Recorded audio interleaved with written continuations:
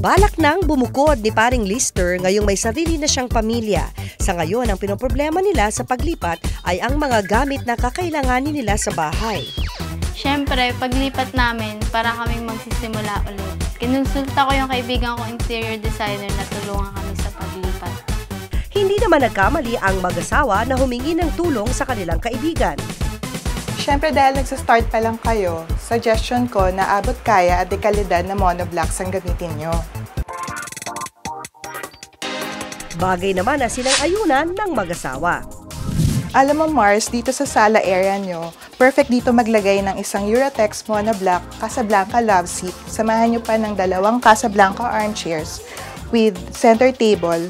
Maaari din kayo maglagay ng mga iba't ibang throw pillows para mas maging komportable ang pag-upo nyo. Abay, masarap nga namang manood sa TV ng komportable ang buong pamilya.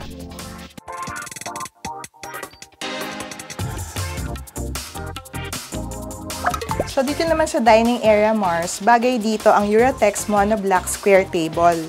Tsaka ang Francesca chair, pwede rin natin lagyan ng mga foam para mas maging komportable ang upuan nyo.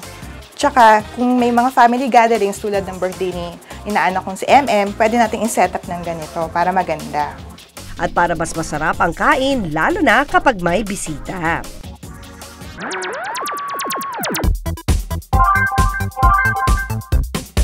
So total mare, may open space kayo dito. Bagay ang isang Eurotex monoblock oval table.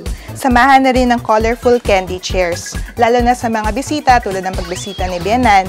Isa pa, madali itong mabaklas at madali ring i-set up at madali ring itabi kung hindi na kinakailangan. Oh, Mare, thank you.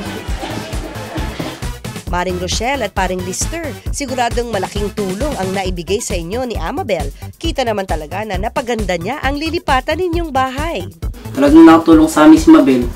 Buti na lang talaga at may Eurotex monoblock tables and chairs na abot kaya. Siguradong masaya ngayon ang pamilya nila sa tulong ni Amabel. Tiyak na magiging komportable ang kanilang pagstay sa kanilang bagong bahay at buhay.